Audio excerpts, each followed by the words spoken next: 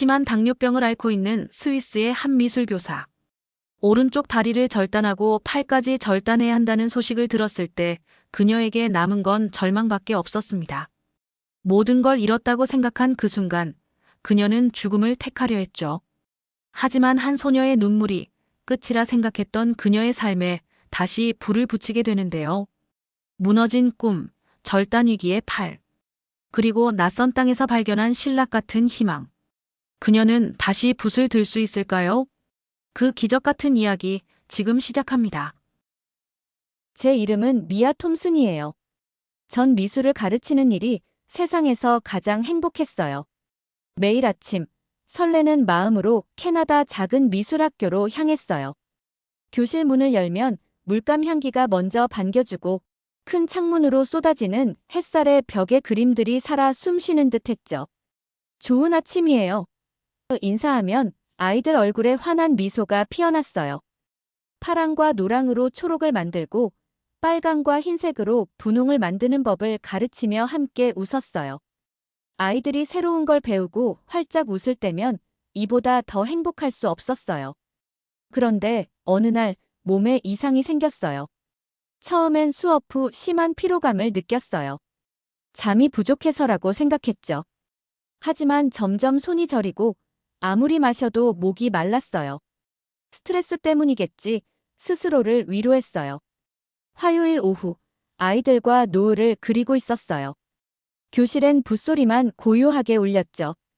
그때 갑자기 세상이 빙글빙글 돌기 시작했어요. 색들이 흐려지고 다리에 힘이 쭉 빠졌어요. 선생님, 괜찮으세요? 아이들 목소리가 멀리서 들려왔어요. 눈을 떴을 땐 병원 침대 위였어요. 알록달록한 교실 대신 하얀 벽과 기계음뿐이었죠. 의사가 조심스레 말했어요. 미아 씨, 심각한 당뇨병입니다. 가슴이 무너졌어요. 이제 매일 혈당을 재고 인슐린 주사를 맞아야 했어요. 교실로 돌아가도 모든 게 달라졌어요. 수업 중에도 혈당을 확인하고 책상엔 항상 사탕이 준비되어 있었죠. 그래도 포기하진 않았어요. 몇 년 후 미술 전시회에서 다니엘을 만났어요. 키 크고 따뜻한 미소를 가진 사람이었죠. 첫 데이트에서 인슐린 주사를 놓는 제 모습을 보고도 망설임 없이 손을 잡아주었어요. 함께라면 다 이겨낼 수 있어요, 미아. 우린 작은 갤러리에서 결혼했고 1년 후 딸 에밀리가 태어났어요. 그 작은 아기를 안았을 때 느낀 행복은 말로 표현할 수 없었어요. 다니엘이 그 순간을 사진으로 남겼죠. 지금도 가장 소중한 사진이에요. 하지만 행복은 오래가지 않았어요. 에밀리가 5살 때 다니엘은 퇴근길 사고로 세상을 떠났어요. 현장에서 즉시 사망했습니다. 경찰의 말 한마디가 우리 세상을 무너뜨렸어요. 하늘이 무너진 것 같았어요. 이제 세상엔 저와 에밀리뿐이었어요. 서로를 꼭 붙잡고 하루하루 견뎌냈죠. 시간이 흐르며 당뇨병은 조용히 제 몸을 잠식해갔어요. 처음엔 단순한 혈당 관리와 인슐린 주사만으로도 정상적인 삶을 살 수 있었죠. 하지만 세월이 흐르면서 합병증이 하나둘 찾아오기 시작했어요. 먼저 시력이 흐려졌고 신장 기능이 저하되었어요. 가장 무서웠던 건 말초신경병증이었죠. 발끝부터 서서히 감각이 사라져갔어요. 처음엔 따끔거림으로 시작했지만 점차 저리고 무뎌지더니 결국엔 완전히 감각이 없어졌어요. 의사는 조심스럽게 설명했어요. 신경이 심하게 손상되고 있습니다. 걷는 것도 점점 힘들어졌어요. 처음엔 지팡이에 의지하다가 결국 휠체어에 앉게 되었죠. 매일 발을 살펴보며 작은 상처 하나에도 긴장했지만 결국 오른쪽 발에 괴사가 시작되고 말았어요. 오른쪽 발을 절단해야 합니다. 더 기다리면 감염이 확산될 겁니다. 의사의 말이 병실 안에 무겁게 울렸어요. 수술을 마치고 눈을 떴을 때 담요 아래 텅 빈 공간이 보였어요. 눈물이 저절로 흘러내렸어요. 18살이 된 에밀리는 제게 힘이 되어 주었어요. 엄마, 우린 이겨낼 수 있어요. 그녀는 용감하게 웃었지만 그 눈에는 두려움이 가득했어요. 어린 시절부터 제 혈당을 체크하고 인슐린을 준비하는 법을 배운 아이였죠. 데이비드가 떠난 후 우리는 서로에게 전부였으니까요. 하지만 당뇨병은 멈추지 않았어요. 오른팔부터 시작된 통증과 저림은 왼팔로 번져갔고 마침내 의사는 최악의 소식을 전했습니다. 이제는 양팔도 절단해야 합니다. 말초신경병증이 심각하게 악화되었고 괴사가 시작됐습니다. 더 지체하면 폐혈증으로 이어질 수 있어요. 팔 없이 어떻게 그림을 그리지? 창밖으로 비치는 오후 햇살을 바라보며 처음으로 모든 걸 포기하고 싶다는 생각이 들었어요. 세상은 너무 어둡고 너무 차가웠어요. 스위스의 조력자살 프로그램을 생각하기 시작했죠. 더는 고통과 싸울 자신이 없었으니까요. 하지만 그때는 몰랐어요. 에밀리가 우리의 마지막 희망을 찾아내고 있다는 것을. 우리의 진짜 모험은 이제 막 시작되고 있었어요. 어느 날 새벽, 누군가 흐느끼는 소리에 눈을 떴어요. 에밀리였어요. 의자에 웅크린 채 조용히 울고 있었죠. 어깨를 떨며 울음을 참으려는 모습에 제 마음도 함께 무너졌어요. 에밀리. 작게 불러보니 에밀리는 황급히 눈물을 닦고 억지 미소를 지었어요. 엄마, 제발 포기하지 마. 에밀리의 목소리가 떨렸어요. 병실은 조용했어요. 창밖에는 먹구름이 몰려오고 있었어요. 마치 제 마음처럼 어둡고 무거웠죠. 스위스에 갈까 생각 중이야. 조심스레 말했어요. 더는 내게 짐이 되고 싶지 않아. 에밀리는 제 손을 꽉 쥐었어요. 그런 소리 하지 마. 나 엄마 없음 못 살아. 반드시 방법을 찾을 거야. 에밀리의 목소리에는 흔들림이 없었어요. 그날 밤, 저 때문에 고생하는 딸아이를 생각하니 너무 마음이 아파서 한숨도 잘 수 없었어요. 아침이 밝았을 때 에밀리가 문을 벌컥 열고 뛰어들어왔어요. 무슨 대단한 소식이 있기라도 한 듯 목소리가 잔뜩 들떠 있었어요. 엄마, 희망을 찾았어. 한국에 줄기세포로 신경 손상을 치료하는 의사들이 있대. 에밀리. 저는 한숨을 쉬었어요. 진짜라니까. 노트북 화면을 제게 보여주며 흥분된 목소리로 말했어요. 손상된 신경을 재생시키는 거야.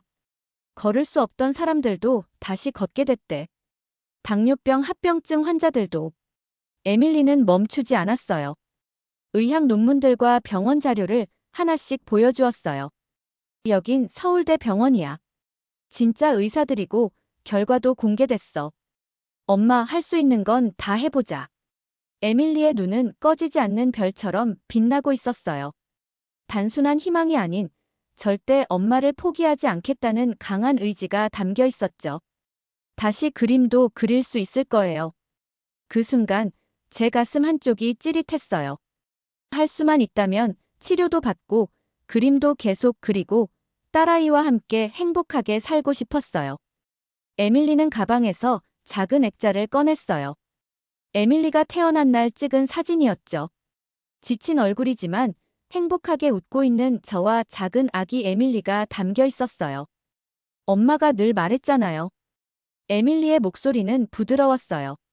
진짜 용기는 무서워도 도전하는 거라고. 떨리는 손가락으로 액자를 만졌어요. 감각은 거의 없었지만 그 유리 아래 우리의 웃는 얼굴이 느껴지는 것 같았어요. 엄마, 우리 1년만 도전해보자고요. 에밀리가 단호하게 말했어요. 돈은? 걱정이 앞섰어요. 아빠의 생명보험금이 있잖아요. 대학 등록금으로 쓰려고 아껴뒀던 건데 이 아이는 지금 그걸 저를 위해 쓰자고 말하고 있어요. 등록금이야 또 벌면 되죠. 아빠라도 그렇게 했을 거예요. 자신의 청춘을 기꺼이 엄마를 위해 희생하려는 딸을 바라보며 저는 어떻게든 다시 일어서야겠다고 마음먹었어요. 그 아이의 사랑에 보답하려면 살아내는 것만이 길이었으니까요.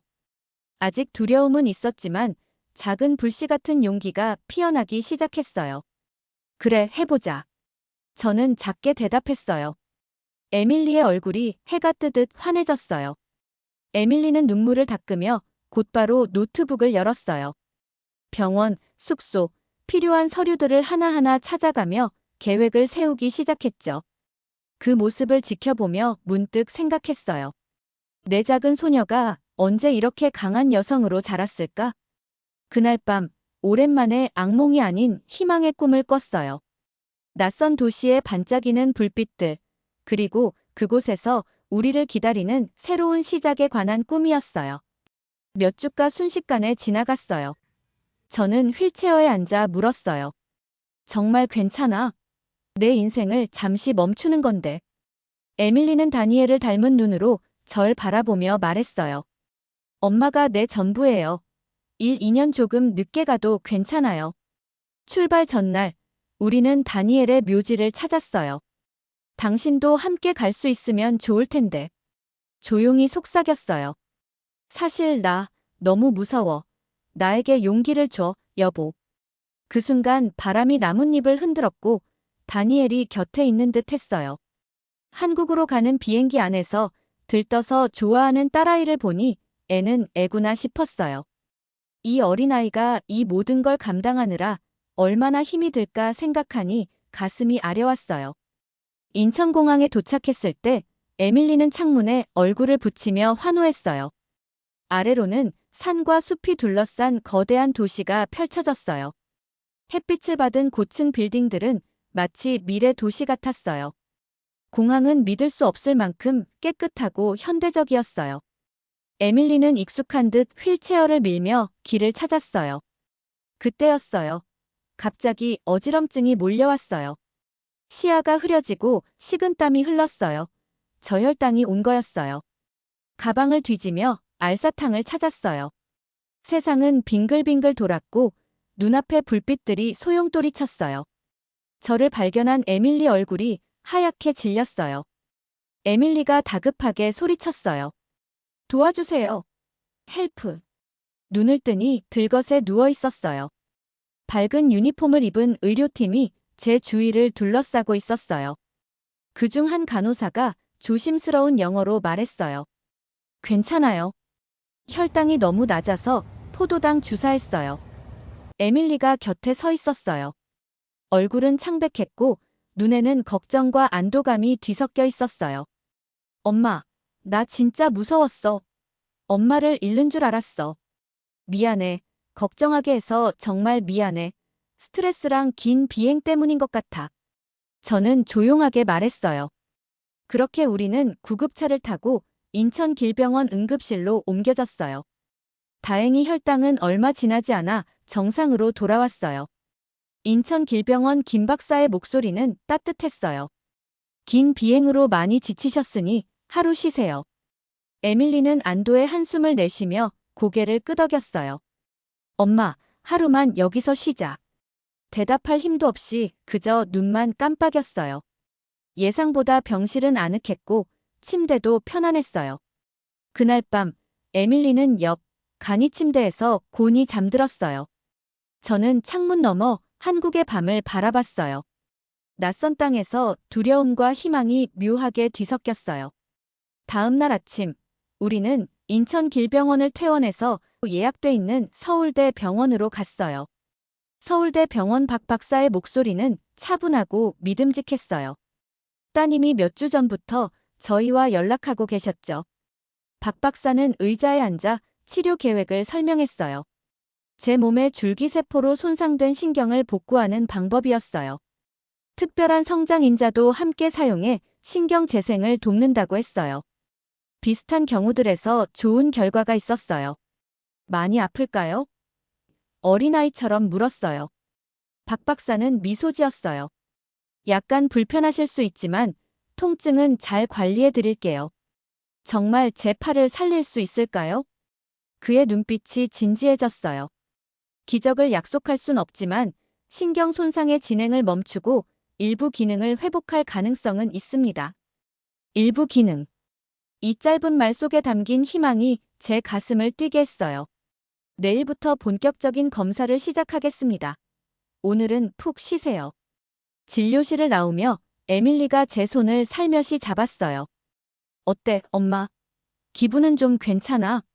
저는 대답 대신 미소를 지어 보이고 창밖 낯선 도시를 바라보며 생각했어요. 이미 우리는 이곳까지 와버렸고 돌이킬 수 없었어요. 에밀리가 제 손을 더 꼭 잡으며 얘기했어요. 엄마는 꼭 나을 거야. 그러니까 앞으로는 절대 이상한 생각하지 마요. 알았어. 에밀리, 너를 위해서라도 엄마 열심히 치료받을게. 저는 조용히 대답했어요. 점심때 병원 자원봉사자가 한국 음식을 가져왔어요. 부드러운 밥과 구수한 국, 작은 반찬들이 가득했어요. 에밀리는 젓가락을 서툴게 쥐고 씨름하다 웃음을 터뜨렸어요. 그 모습을 보며 깨달았어요. 여전히 두렵지만 그 두려움보다 더 큰 무언가가 자라고 있었어요. 희망을 찾아 대양을 건넌 우리에게 이제 남은 건 그 희망을 붙잡는 일뿐이었어요. 치료를 받기 시작한 지 한 달쯤 지난 어느 날 밤이었어요. 엄마, 느꼈어요? 에밀리의 들뜬 목소리에 잠에서 깼어요. 치료로 지쳐 병원 침대에서 꾸벅꾸벅 조는 중이었죠. 뭘? 비몽사몽 중에 물었어요. 엄지손가락이 움직였어요. 제가 봤어요. 에밀리가 제 오른손을 가리켰어요. 손을 잡고 있는데 엄지가 움찔했어요. 정신을 집중해 손가락을 바라봤어요. 몇 주간 아무리 애써도 꼼짝도 않던 손가락이었어요. 의사들도 줄기세포 치료가 효과를 보려면 몇 달은 걸릴 수 있다고 했었죠. 정말? 기대를 눌러가며 물었어요. 다시 해보세요. 진짜 집중해서요. 에밀리가 간절히 외쳤어요. 엄지에 온 정신을 모아 조금이라도 움직이려 했어요. 제발 조금만. 하지만 아무 변화도 없었어요. 에밀리 얼굴에 실망한 기색이 가득했어요. 제가 착각했나 봐요. 그때였어요. 새 날갯짓 같은 미세한 떨림이 분명히 느껴졌어요. 움직였어. 숨을 헐떡이며 소리쳤어요. 에밀리 눈이 휘둥그레졌어요. 봤죠? 제가 말했잖아요. 다음 날 아침 회진 때 우리는 전날 밤의 일을 얘기했어요. 늘 그랬듯 박 박사는 침착했지만 눈빛엔 호기심이 가득했어요. 손을 여러 번 살피며 다시 움직여보라고 했어요. 아주 좋은 신호입니다. 그가 미소 지으며 말했어요. 줄기세포가 연결되기 시작했어요. 그 작은 움직임이 모든 걸 바꿔놓았어요. 마치 긴 겨울 끝에 땅을 뚫고 나온 첫 싹 같았어요. 간호사들이 작은 케이크로 축하해 주었고 에밀리는 사진을 찍어 친구들에게 보냈어요. 그날 밤 제 가슴에 따스한 희망이 피어났어요. 하지만 여정은 계속되었어요. 다음 단계는 더 어려운 치료였죠. 박 박사는 3D 프린터로 만든 신경 다리로 회복 중인 신경들이 길을 찾도록 돕겠다고 설명했어요. 신경들을 위한 작은 길을 만드는 거예요. 그는 쉽게 이해할 수 있도록 그림까지 그려줬어요. 수술일이 다가올수록 불안은 커져갔어요. 실패하면 어쩌지? 수술 전날 밤 에밀리에게 조용히 얘기했어요. 그럼 다른 방법을 찾는 거예요. 우린 포기 안 해요. 8시간의 수술 후 깨어났을 때 팔은 두꺼운 붕대로 감겨 있었고 통증은 상상 이상이었어요. 며칠 동안은 모든 걸 후회했어요. 약에 취해 머리는 흐릿하고 팔은 여전히 반응이 없었어요. 캐나다 마을이 그리워 견딜 수 없었어요. 집에 가고 싶어. 기운 없이 말했어요. 조금만 더 참아요. 엄지가 움직였던 거 기억나요? 에밀리는 저보다 더 어른같이 저를 다독이며 말했어요. 수술 일주일 후 위기가 찾아왔어요. 고열이 나기 시작했고 신경 다리 주변에 감염이 생겼어요. 몸이 이식물을 거부하고 있었죠. 열에 휩싸인 채로 에밀리의 겁에 질린 얼굴이 보였어요. 먼 이국 땅에서 딸을 혼자 두게 될까봐 가슴이 찢어졌어요. 미안해. 겨우 말했어요. 그런 말하지 마세요. 에밀리가 단호히 말했어요. 엄마는 괜찮아질 거예요. 3일간 의식을 잃었다 깨어나길 반복했어요. 나중에 들으니 박 박사는 밤새 병원에 남아 저를 지켜봤대요. 4일째, 열이 내리고 감염이 잡혔어요. 엄마는 정말 강해요. 야간 간호사가 서툰 영어로 말했어요. 회복은 느렸지만 확실히 나아지는 게 느껴졌어요. 손끝에 감각이 돌아왔어요. 먼저 찌릿한 느낌, 그리고 차갑고 따뜻한 감각, 거친 것과 부드러운 것의 차이를 느낄 수 있게 됐어요. 한국에 온 지 2달째, 드디어 숟가락을 집었어요. 금방 떨어뜨렸지만 그 순간이 얼마나 벅찼는지 몰라요. 에밀리는 영상을 찍어 박 박사에게 자랑했어요. 봐요. 우리 엄마 정말 대단하죠. 재활이 일상이 됐어요. 구슬 집기, 책장 넘기기, 버튼 누르기를 수없이 반복했어요. 힘들었지만 보람찼어요. 물리치료사 지미는 영어를 잘하는 젊은 여성이었어요. 엄격하지만 따뜻했죠. 다시 그림 그리고 싶으시죠? 그럼 더 해야 해요.